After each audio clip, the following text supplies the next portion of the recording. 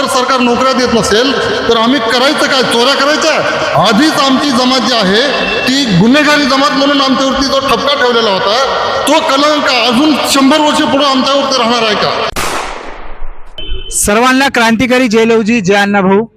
आझाद मैदानमध्ये बेमुदत धरणे आंदोलन चालू आहे आणि ह्या धरणे आंदोलनामध्ये खऱ्या अर्थाने आज जवळपास मला वाटते 18 दिवस झालेत आणि ह्या 18व्या दिवशी सुद्धा आपण जर बघायचं झालं तर जिथे तरुण वर्ग जास्त मोठ्या प्रमाणात दिसला पाहिजे पण तिथे कोण आहे त्यांच्याकडून आता आपण विचारू की त्यांची भावना काय.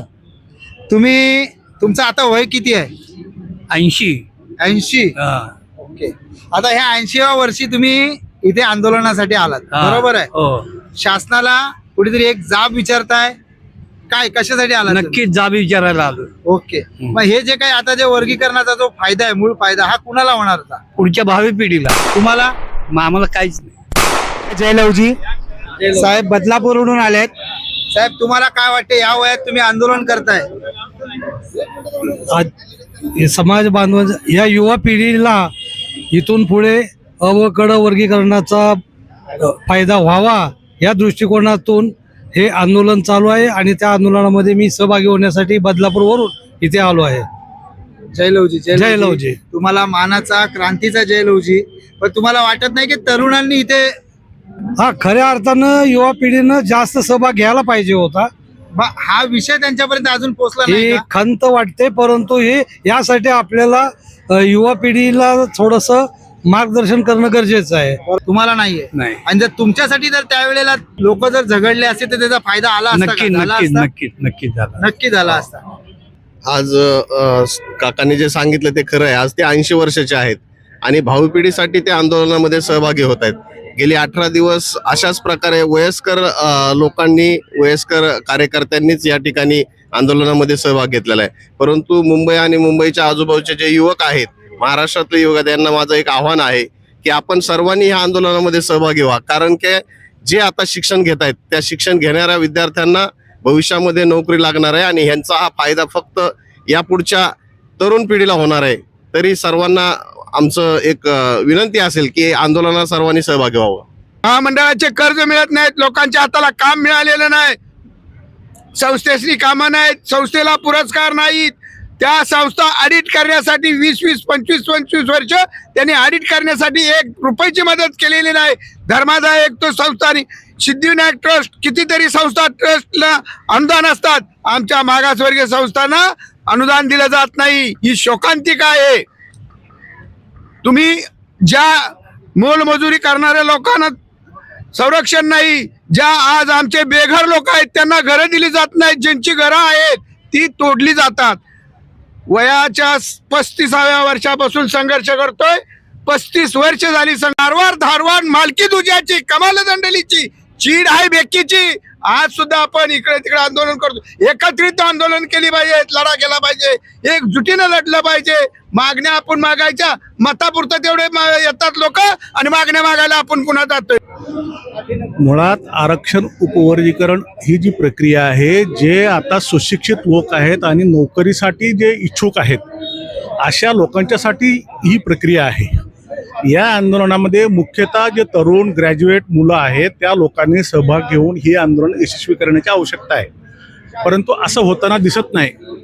यापूर्वीपासून आम्ही आता 5 वर्षापासून सतत हे प्रयत्न करत आहोत. आमच्या अगोदर डॉक्टर बाबासाहेब गोपले यांनी 25 वर्ष प्रयत्न केले. अनेक लोकांनी त्यांच्या जिल्ह्यात स्थानिक पातळीवर अशा प्रकारचे प्रयत्न केलेले आहेत. परंतु मातंग समाजाला अद्यापपर्यंत या गोष्टीचं जाणीवच झालेली नाही आहे की आरक्षण त्यांच्यासाठी किती महत्त्वाचं आहे हे त्यांना कळलेलं नाही. आम्ही महाराष्ट्रभर फिरून अनेक वेळा जाऊन भेटी देऊन जागृती करण्याचा प्रयत्न केला, परंतु समाजाला कळल्याचं दिसत नाही. असं जर राहिलं असतं तर फार मोठ्या प्रमाणामध्ये या धरणे आंदोलनाला प्रतिसाद मिळाला असता. त्यापूर्वी आपण अगोदर जे 20 जुलैला जो कार्यक्रम घेतला त्याला फार मोठ्या प्रमाणामध्ये प्रतिसाद मिळाला असता. आता आपण या ठिकाणी अनेक दिवसापासून आझाद मैदान येथे आहोत.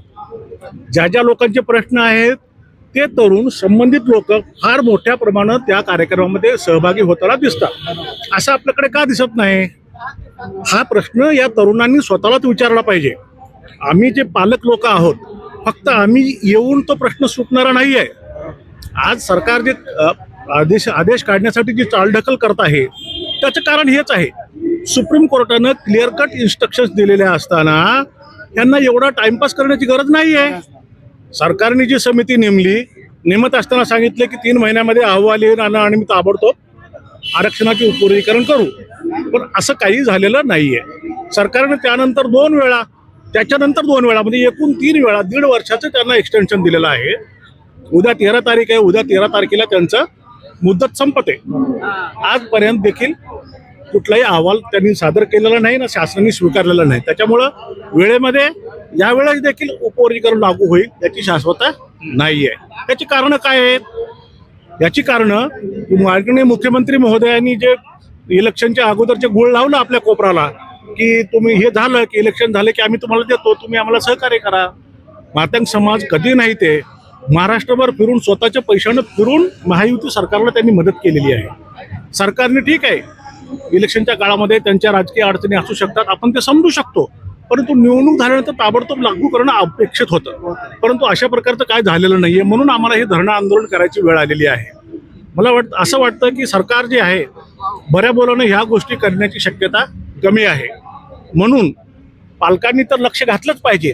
पालका व्यतिरिक्त मुलं, ज्या मुलांनी आता नोकरीसाठी अर्ज केलेले आहेत, RT-कडे 25,000 मुलांनी नोकरीसाठी रजिस्ट्रेशन केलेलं आहे.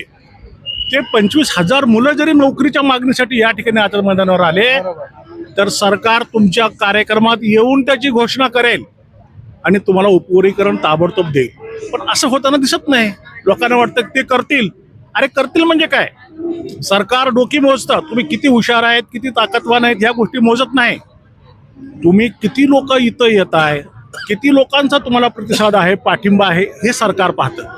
हे दाखवण्यासाठी आपल्याला सगळ्या समाजाला आपली गट तट सोडून, कोण मोठा कोण छोटा ह्या भावना सोडून देऊन निव्वळ उपवर्गीकरण हे आपलं हक्काचं आहे आणि ते घेण्यासाठी कुठल्याही टोकापर्यंत पोहोचण्याची इच्छाशक्ती आमच्यामध्ये हवी. ती ज्या दिवशी येईल त्या दिवशी निश्चितपणे समाजाचा विजय झालेला असेल. उपवर्गीकरण मिळेलच हे तर सरकारच्या बापाला द्यावे लागेल, कारण सुप्रीम कोर्टाने उपवर्गीकरण देण्याचा अधिकार त्यांना दिलेला आहे. ते जर दिले नाही तर याचा अर्थ असा होतो की सरकारला जी म्हणजे सामाजिक न्यायाची जी बूज राखते, जे म्हणतात महाराष्ट्राचं सरकार हे सामाजिक न्याय जोपासणारं सरकार आहे, या सरकारची प्रतिमा बदनाम होऊन जाईल. सरकारला करावंच लागणार आहे, परंतु त्यासाठी आपला थोडासा रेटा वाढवण्याची आवश्यकता आहे. आपण एकत्र येऊन आणखी हे आंदोलन मोठं करण्याची आवश्यकता आहे. आणि या निमित्ताने आपण जर एकत्र येऊ शकलो आणि ही जी मोठ बांधली जाईल, एकत्र आपण जो आलो तर ही ताकद आपली कायम तशी टिकून राहील. आणि यानंतर भविष्यामध्ये कोणी आपल्या जातींना, आपल्या व्यक्तींना, आपल्या बहिणींना, आपल्या आयांना कोण त्रास देणार नाही. आणि जे अत्याचार होतात खेडेगावामध्ये वगैरे अशा प्रकारचे पण होणार नाही, कारण त्यांना कळून चुकलेलं असेल की हा समाज आता एकत्र आलेला आहे आणि या समाजाला डिवचलं तर ते आपल्याला सोडणार नाहीत. ही भावना ज्या दिवशी होईल निश्चितपणे तो आपल्यासाठी विजयाचा दिवस असेल. अनुसूचित जाती आरक्षण वर्गीकरण हे महाराष्ट्रामध्ये नक्कीच झालं पाहिजे, कारण महाराष्ट्राची ओळख ही पूर्ण आपल्या